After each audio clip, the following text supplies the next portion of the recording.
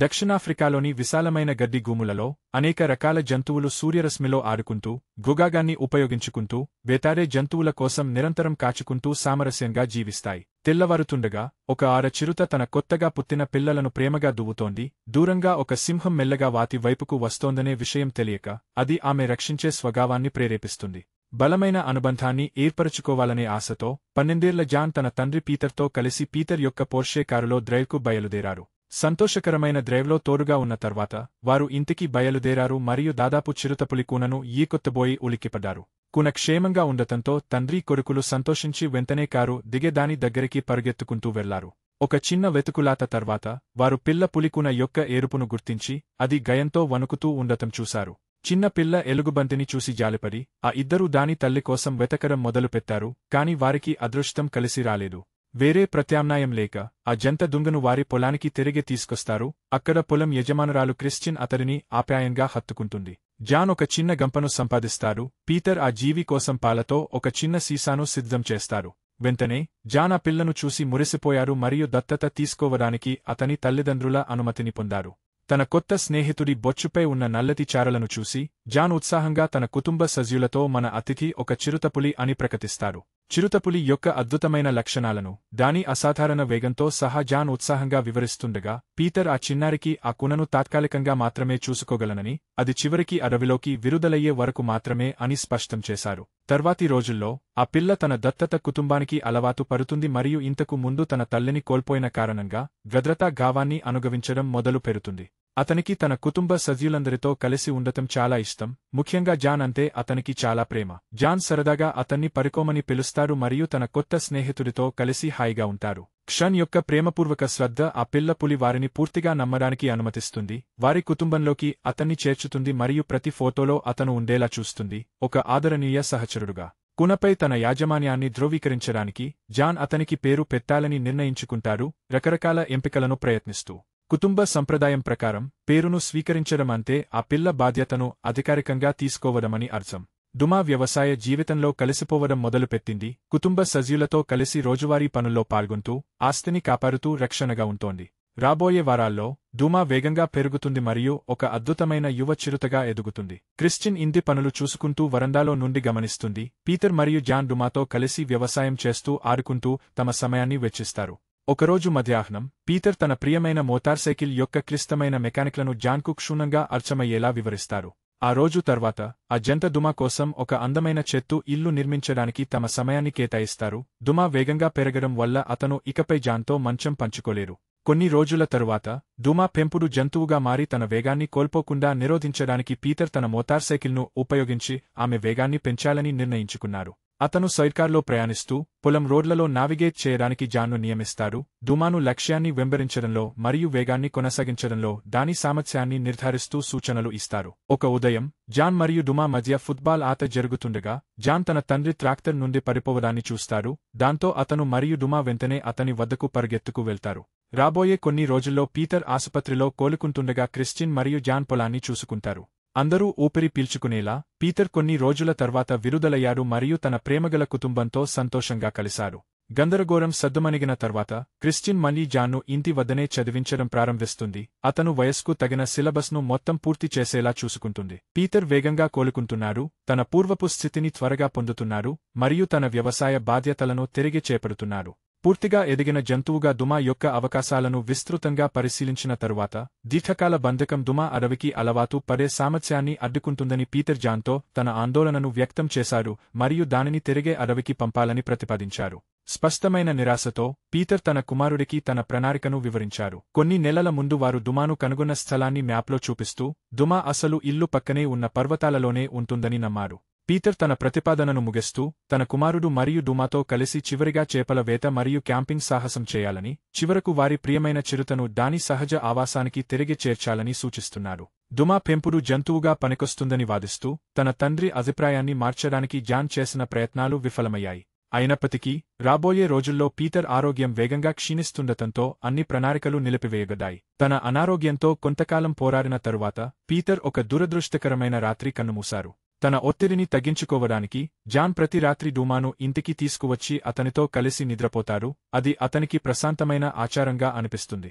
ఆ విషాదం యొక్క తీవ్రత చిన్నారికి అర్థం కావడం లేదు, ఎందుకంటే అతను తన తండ్రిని ఎంతగానో ఆరాధించేవారు. కొన్ని రోజుల తరువాత పీటర్ అంత్యక్రియలు జరుగుతాయి మరియు జాన్ దాని గుండా యాంత్రికంగా కదులుతారు. విషాదం యొక్క తీవ్రతను గ్రహించలేక లేదా జరుగుతున్న సంఘటనలను అర్థం చేసుకోలేకపోతారు.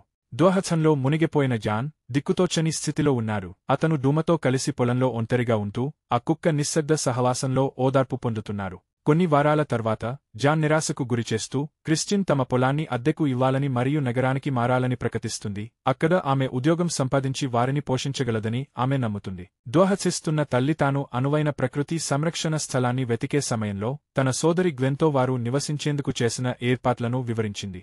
దుమా తన సహజ ప్రవృత్తులకు దగ్గరగా జీవించడానికి మరియు నగర వనరులపై సంభావ్య ఒత్తిడిని తగ్గించడానికి వీలు కల్పించడానికి ఆవశ్యకతతో నరిచే క్రిస్టిన్, జాన్ అద్యంతరాలను పట్టించుకోకుండా తన కుటుంబాన్ని పోషించేందుకు తన ప్రణాళికను కొనసాగిస్తుంది. ఫలితంగా ఆమె కొడుకు మరియు డుమా కలిసి నగరానికి ప్రయాణిస్తారు. వచ్చిన వెంటనే గ్లెన్ వారి ముగ్గురిని పలకరిస్తుంది. ఆ అడవి పిల్లి పట్ల ఆమె గయం స్పష్టంగా కనిపిస్తుండగా దానిని తీసుకువెళ్లమని వన్యప్రాణి సంరక్షణ కేంద్రానికి వెంటనే సమాచారం అందిస్తుంది.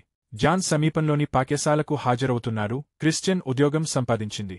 తన జీవితంలోని అధిక మార్పులతో పోరాడుతున్న చిన్నారి బాలుడు క్రిస్టియన్ మరియు జాన్ మధ్య ఘర్షణ రోజురోజుకు పెరుగుతోంది. తట్టుకోలేక అతను తనలోని కోపాన్ని తల్లిపై చూపిస్తారు. ఒకరోజు మధ్యాహ్నం క్రిస్టియన్ మరియు జాన్ వేరే పనిలో ఉండగా గ్లెన్ డ్యూమాతో ఒంటరిగా ఉంది మరియు ఒక్కసారిగా గాయపడుతుంది. దూరం నుండి జాగ్రత్తగా ఉన్న డ్యూమా పొరపాటున టీవీ రిమోట్ను పట్టుకుని టెలివిజన్ను ఆన్ చేస్తుంది. గయంతో అతను వింత ఇంట్లో నుండి పారిపోతారు. అనుకోకుండా గ్లెన్ గయంతో పారిపోయేలా చేస్తారు. డ్యూమా ఇంటి విషయాలన్నింటి గురించి విపరీతమైన ఆందోళన చెందుతుంది మరియు ఆ వెంటనే యజమాని వెంట తిరుగుతుంది. కిటికీల గుండా తన పెంపుడు జంతువును గమనిస్తూ జాన్ తరగతి నుండి వెళ్లడానికి అనుమతి కోరుతారు మరియు పాఠశాల అంతటా వెతకడం మొదలుపెడతారు. చిన్న కుర్రాడు పరుగెత్తుకుంటూ వెళ్లడం చూసి కొంతమంది రౌడీలు వెంబరించి అతన్ని బాత్రూంలోకి తరిమికొడతారు. అక్కడ అతన్ని బంధించి అతని వస్తువులను లాక్కుంటారు. వాటిలో అతని తండ్రి బహుమతిగా ఇచ్చిన మ్యాప్ కూడా ఉంటుంది. అంతేకాకుండా తీవ్రమైన బెదిరింపులు చేస్తూ శారీరకంగా దాడి చేస్తారు. దూరం నుండి తన యజమాని మార్పిడిని చూసిన దుమా ఒక్కసారిగా కలుగజేసుకుని బాత్రూం నుండి వెళ్లిపోయే ముందు అందరినీ నిశ్శబ్దం చేస్తుంది. క్సాన్ డుమాను స్కూలు గుండా వెంబడిస్తారు మరియు అక్కడ జరుగుతున్న అల్లకల్లోలం చూసి ఆశ్చర్యపోతారు. పోలీసులు సంఘటన స్థలానికి చేరుకుని ఆ ప్రాంతాన్ని తమ ఆధీనంలోకి తెచ్చుకోవడానికి మరియు తప్పించుకున్న అన్యదేశ జంతువును పట్టుకోవడానికి ప్రయత్నిస్తున్నారు. కొద్ది నిమిషాల తర్వాత క్రిస్టిన్ జాన్ను తీసుకెళ్లడానికి పాఠశాలకు వస్తుంది మరియు గందరగోళాన్ని చూసి ఆశ్చర్యపోతుంది. కారణం తెలుసుకుని మరింత భయపడుతుంది. డ్యూమా యొక్క భద్రతకు తక్షణ ముప్పు ఉన్నందున తన దివంగత తండ్రి యొక్క కలను నెరవేర్చాలని జాన్ నిర్ణయించుకుంటారు. డ్యూమాను అతని స్వస్థల వాతావరణానికి తరలించి మానవుల దుర్వినియోగం నుండి దూరంగా అతని జాతి మధ్య అతనికి రక్షణ కల్పించాలని నిర్ణయించుకుంటారు. డ్యూమా శ్రేయస్సుపై దృష్టి సారించి జాన్ తన స్నేహితుడిని పాఠశాల నుండి సున్నితంగా మార్గనిర్దేశం చేస్తూ ప్రతిదీ అర్థం చేసుకోవడానికి మరియు అతని తదుపరి చర్యను నిర్ణయించడానికి ప్రయత్నిస్తారు. బడిలో గయంతో వణికిపోతున్న డుమాను కళ్లారా చూడలేకపోయిన జాన్ కాసేపటి తర్వాత ఆతస్థలంలో దాక్కుని ఉన్న అతడిని కనుగొంటారు. తల్లి ఆందోళన చెందుతుందని తెలుసుకుని జాన్ కొన్ని వస్తువులను తిరిగి తీసుకురావడానికి, ముఖ్యంగా పీటర్ యొక్క వింటేజ్ మోటార్ సైకిల్ను తీసుకోవడానికి గ్లెన్ ఇంటికి నిశ్శబ్దంగా వెళ్లే ముందు తన పని గురించి ఒక నోట్ రాశారు. డ్యూమా యొక్క కనికరం లేని వెంబడి నుండి తప్పించుకుంటూ జాన్ తప్పించుకోవడానికి ప్రాధాన్యత ఇచ్చారు. ప్రశాంతంగా గంటల తరబడి సాగిన ప్రయాణం తరువాత నాగరికతకు దూరంగా ఉన్నప్పుడు జాన్ తన తండ్రి మ్యాప్ను సంప్రదించి తన ముందున్న ప్రయాణం గురించి స్పష్టతను పొందడానికి ఆగారు. జాన్ మ్యాప్ను జాగ్రత్తగా పరిశీలించిన తరువాత పీటర్ డుమా నివాసానికి వెళ్లే మార్గాన్ని కనుగొన్నారు. సాల్ట్ పాన్స్ మీదుగా ఒకావాంగో డెల్టా గుండా మరియు చివరకు పర్వతాలలోకి. ఇంటికి తిరిగి వచ్చిన క్రిస్టియన్ జాన్ వీడ్కోలు లేచను చూసి గుండె పగిలినంత పనిచేసింది. మైల్య దూరం నిర్మానుష్య ఎడారిలో పీటర్ యొక్క మోటార్ సైకిల్ ఆగిపోతుంది. అతన్ని ఒంటరిగా వదిలేస్తుంది. డుమా జాన్ పట్ల అప్రమత్తంగా ఉంటూ వారు కఠినమైన భూభాగం గుండా వెరుతున్నప్పుడు దగ్గరగా ఉంటుంది. ఆ జంట నిర్మానుష్యమైన జీవం లేని ఎడారిలో గంటల తరబడి నడుస్తూ ఉన్నారు. అక్కడ మరే ఇతర జీవం లేదు. ఆ అలసిపోయిన జంట కృతజ్ఞతతో కూలిన విమానం యొక్క నీడను ఆశ్రయించి గంటల తరబడి విశ్రాంతి లేకపోవడంతో దాని రెక్కల క్రింద కుప్పకూలిపోయారు. దగ్గరలో జాన్ మోటార్ సైకిల్ను పార్క్ చేసి విశ్రాంతి తీసుకోవడానికి చల్లని నీడ కోసం వెతుకుతారు. డుమా ఆప్యాయంగా అతనితో కలుస్తుంది. ఓదార్పునిస్తూ అతని మనోభావాలను పెంచడానికి ఆతృతగా ఉంటుంది. కొన్ని గంటల తర్వాత డుమాకు దూరంగా ఒక గలాగో కనిపించింది. ఆసక్తిగా అతను ఆ జీవి గురించి ఆలోచించారు కాని దూరంగానే ఉండిపోయారు. కొద్దిసేపటి తరువాత డుమా బుష్ బేబీని వెంబడిస్తున్న ఒక వ్యక్తిని గమనించారు మరియు జాన్ను హెచ్చరించడానికి జాగ్రత్తగా అతని దగ్గరకు వెళ్లారు.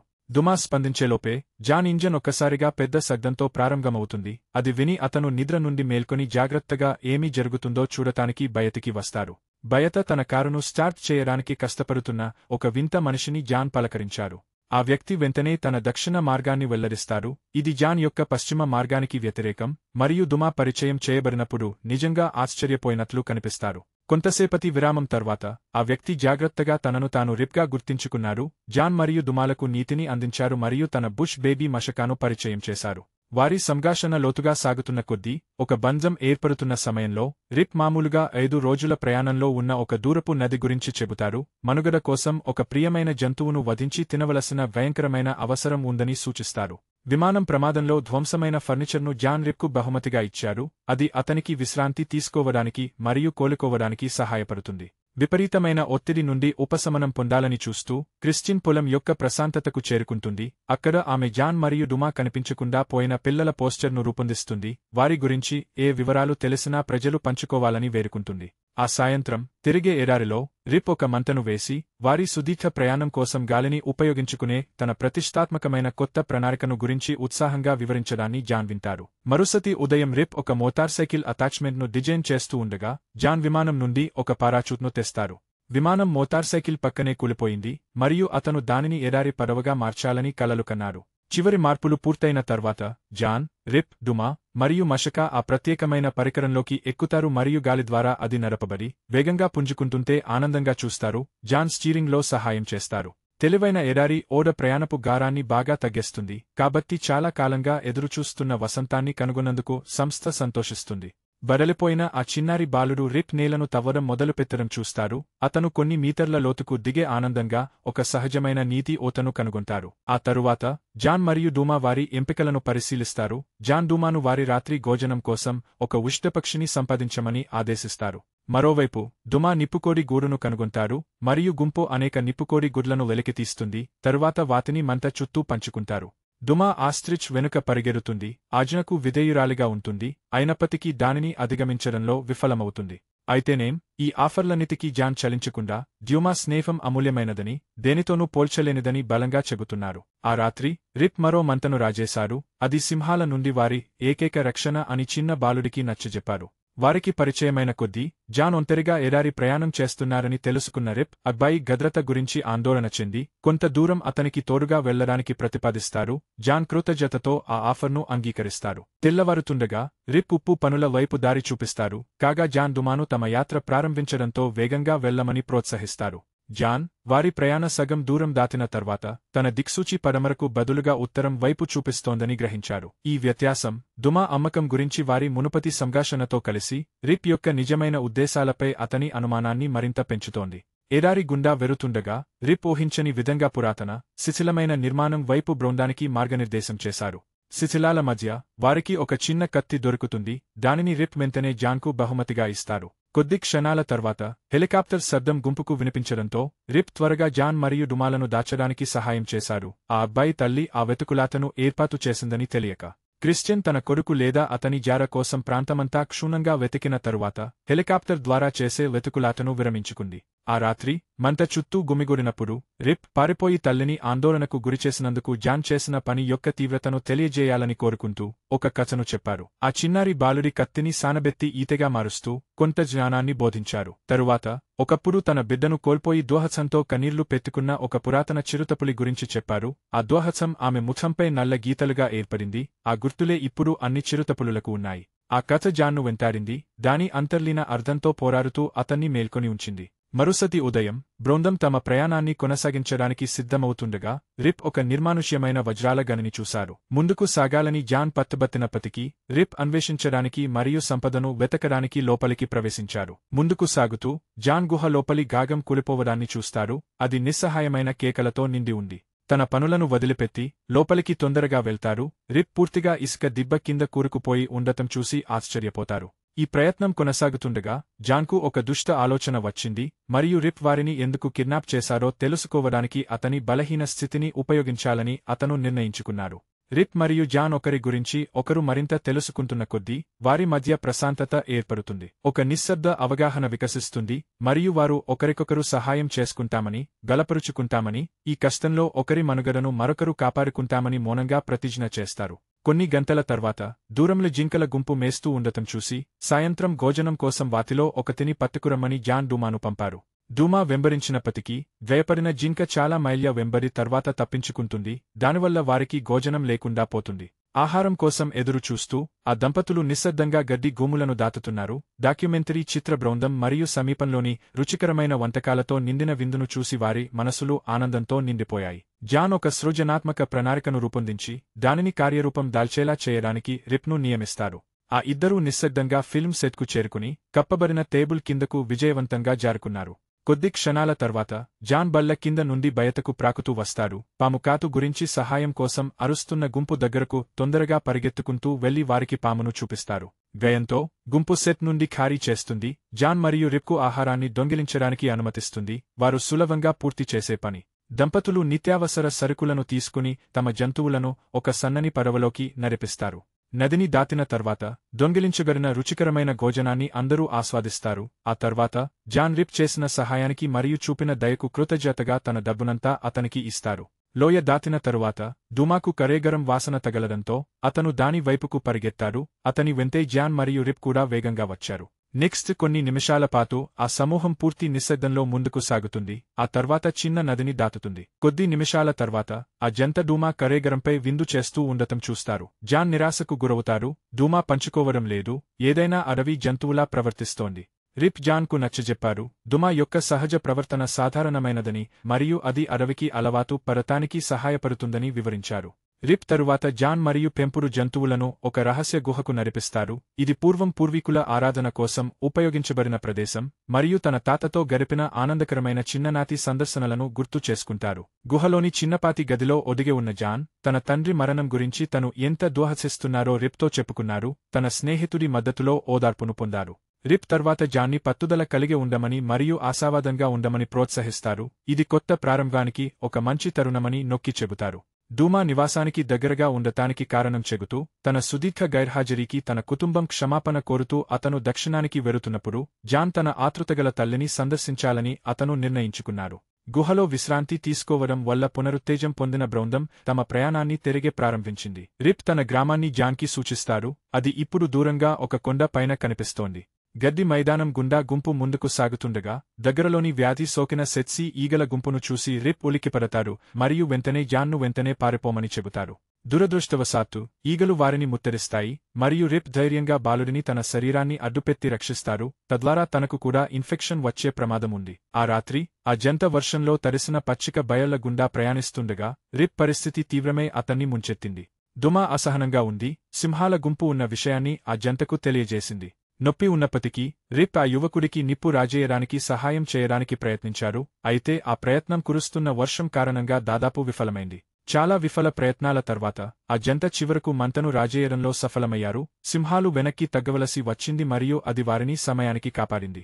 ఇప్పుడు సురక్షితంగా గుంపు నిశ్శబ్దంగా మంట చుట్టూ చేరింది. కాని రిప్ నిలబడలేకపోతున్నారు. అతనికి విపరీతంగా చెమటలు పడుతున్నాయి. అతని ముఖముబ్బుతుంది మరియు అతను చాలా బలహీనంగా ఉన్నట్లు గావిస్తున్నారు. రిప్ను జాగ్రత్తగా పడుకోబెట్టి దుప్పటి కప్పాక జాన్ డుమాను ఒక చిన్న పొదకు కత్తి రిప్ దగ్గరే ఉండమని ఆజ్ఞాపిస్తారు. ఆపై సహాయం కోసం కొండల వైపు వెళ్తారు. జాన్ రిప్ పరిస్థితిని గ్రామ పెద్దకు వివరిస్తారు. ఆ తర్వాత అతను గ్రామస్తులను వారి సాంప్రదాయ వైద్యుడితో సహా అతన్ని పరీక్షించడానికి సమీకరిస్తారు. అదే సమయంలో మైదానాలలో దుమా సింహాలు జాన్ను వెంబడించడానికి సిద్ధంగా ఉన్నట్లు చూస్తారు. అతను తప్పించుకుని వాటి దృష్టిని మళ్లిస్తారు. వాటిని జాన్ మార్గం నుండి తప్పించడానికి ఉద్దేశించిన ఒక మెంబరిని ప్రారంభిస్తారు. దుమ యొక్క ఎత్తుగడ సంపూర్ణంగా విజయవంతమవుతుంది మరియు కొన్ని నిమిషాల పాటు వారిని వెంబడించేలా చేసిన తరువాత దుమ వారి నుండి తప్పించుకుంటారు. దుమ అప్పుడు గడ్డి గూముల్లో తిరుగుతూ ఇతర చిరుతలను కనుగొనాలని సహజంగా ఆశిస్తూ శబ్దాలు చేస్తుంది. కొద్దిసేపు పరస్పరం కలిసి తిరిగిన తర్వాత చిరుతలు బంధం ఏర్పరచుకుని రాత్రంతా ఆవరణలో అటూ ఇటూ గెంతుతూ సందడి చేశాయి.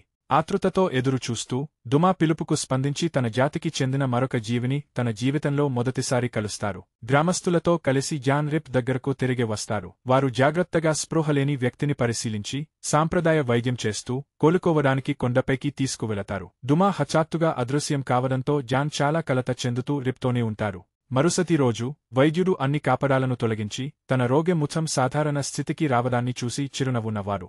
అతనిని మరింత జాగ్రత్తగా పరిశీలించిన తరువాత పాత గ్రామ వైద్యుడు రిప్ అని గుర్తించి అతని తిరిగే రావడాన్ని చూడటానికి అతని కుటుంబాన్ని పిలిపిస్తారు. రిప్ కుటుంబం తమ పెద్ద దిక్కును కలుసుకోవడానికి తొందరపడుతుండగా భావోద్వేగభరితమైన కలయిక జరుగుతుంది. దీనిని జాన్ నిశ్శబ్దంగా గమనిస్తారు. ఆ తర్వాత రిప్ తన కుటుంబాన్ని జాన్కు పరిచయం చేస్తారు. వారు అతనికి ఆప్యాయంగా మరియు అధికారికంగా స్వాగతం పలుకుతారు. దుమా గురించి ఆందోళన చెందుతూ జాన్ గడ్డి మైదానానికి తిరిగి వచ్చి అతని పేరును పిలుస్తూ అతను కొత్త స్నేహితుడితో ఆడుకుంటూ ఉండడం చూశారు. దుమా మరియు అతని సహచరుడు జింకను వెంబడించి తరుముతూ చివరికి దానిని గుజిస్తుండగా ఆ యువకుడు ఆశ్చర్యం మరియు ఆందోళనల మిశ్రమంతో చూస్తున్నారు.